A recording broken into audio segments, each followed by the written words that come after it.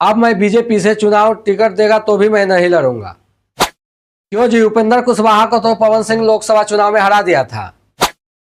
इसका एक ही कारण था कि उनका एक नमस्कार दोस्तों, मैं सतीश यादव, आप देख रहे हैं सोशल कॉन्टेक्ट। क्या भोजपुरी गायक पवन सिंह बीजेपी में फिर से शामिल हो गए हैं? अगर बीजेपी में शामिल हो गए होंगे तो बीजेपी पार्टी पवन सिंह को टिकट देकर फिर से वापस ले सकती है। जैसे भोजपुरी गायक पवन सिंह को लोकसभा चुनाव में बीजेपी ने पवन सिंह को टिकट दिया था, लेकिन 12 घंटा बाद ही पवन सिंह से बीजेपी ने अपना टिकट वापस ले लिया।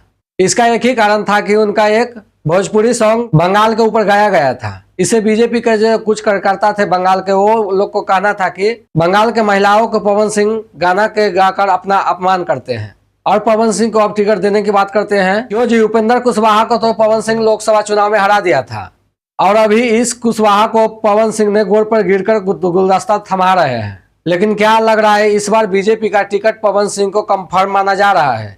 पिछले कुछ समय पहले पवन सिंह तो बोल रहे थे कि अब मैं बीजेपी से चुनाव टिकट देगा तो भी मैं नहीं लड़ूंगा।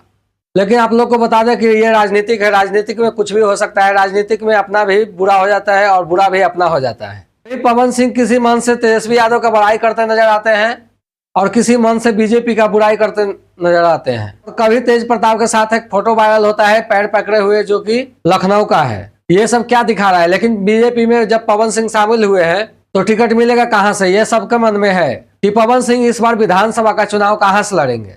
पवन सिंह ने 2 ही जगह से चुनाव लड़ने का वादा कर रहे थे, एक तो काराकाट और एक आरा विधानसभा से। लेकिन काराकाट की बात करें तो पिछले लोकसभा चुनाव में पवन सिंह ने काराकाट में खूब जोर तोड़ से मेहनत किए थे और अच्छा खासा वोट भी लाए थे। इसकी वजह से उपेंद्र कुशवाहा को वहां पर हार मिली थी और आरजेडी को जीत मिली थी वहां से, जो कि वहां के लोगों को कहना था कि पवन सिंह यहाँ पर खड़ा थे, इसकी वजह से पवन सिंह ने कुछ वोट काट लिया। इसकी वजह से उपेंद्र कुशवाहा को हार हो गई है। लेकिन वही तेज प्रताप जी को बोलना है कि यही पवन सिंह हमारे पैर पर कभी लखनऊ में गिरे हुए थे, आज उपेंद्र कुशवाहा के पैर पर जाकर गिरे हैं। ये तो हर जगह गिरते ही रहते हैं, इनका काम अब यही तो रह गया है। और तेज प्रताप यादव जी ने बोला कि यह लोग भोजपुरी का एक कलाकार है और कलाकार को राजनीतिक में इतना इंटरेस्ट नहीं रखना चाहिए। कलाकार लोगों का मनोरंजन करता है और मनोरंजन करते ही रहना चाहिए। लेकिन राजनीतिक में आए हैं तो उनका भी स्वागत है, क्योंकि लोकतंत्र का देश है, जिसका जो मन है, जहां से मन है वहां से चुनाव लड़ सकता है।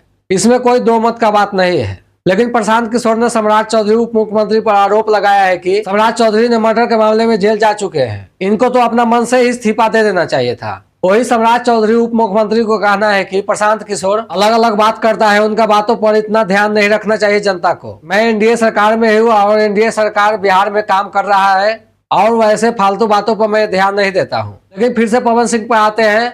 ऐसा तो नहीं उपेंद्र कुशवाहा ने अपना काराकाट का सीट बचाने के लिए पवन सिंह को बीजेपी में शामिल करवाए हैं, क्योंकि इससे पहले लोकसभा चुनाव में पवन सिंह की वजह से ही उपेंद्र कुशवाहा लोकसभा चुनाव में हारे हैं। इस बार लगता भी होगा उपेंद्र कुशवाहा को कि अगर इस बार फिर से पवन सिंह अगर काराकाट से खड़ा हो जाते हैं तो मेरा हार पक्की है। लेकिन बीजेपी को टिकट वापस लेने के बाद पवन सिंह ने बोला था कि मैं बीजेपी में अब कभी शामिल नहीं होऊंगा। इस बार क्या मंशा रही होगी पवन सिंह को भाजपा में शामिल होने का? अगर ऐसा सोच रहे होंगे पवन सिंह अगर निर्दलीय लड़ेंगे तो लोकसभा चुनाव के जैसे फिर से हार होगी और बीजेपी के सिंबल लेकर लड़ते हैं तो कुछ बीजेपी का वोट आ जाएगा और कुछ मेरा फैन बेस बैंक का वोट है जो आ जाएगा। लेकिन आप लोग क्या सोचते हैं अपनी प्रतिक्रिया कमेंट बॉक्स में दीजिए। मैं सतीश यादव, आप देख रहे हैं तो सोशल कॉन्ट्रैक्ट। अगर यूट्यूब पर देख रहे हैं तो चैनल को सब्सक्राइब करिए और फेसबुक पर देख रहे हैं तो पेज को फॉलो कर लीजिए। धन्यवाद।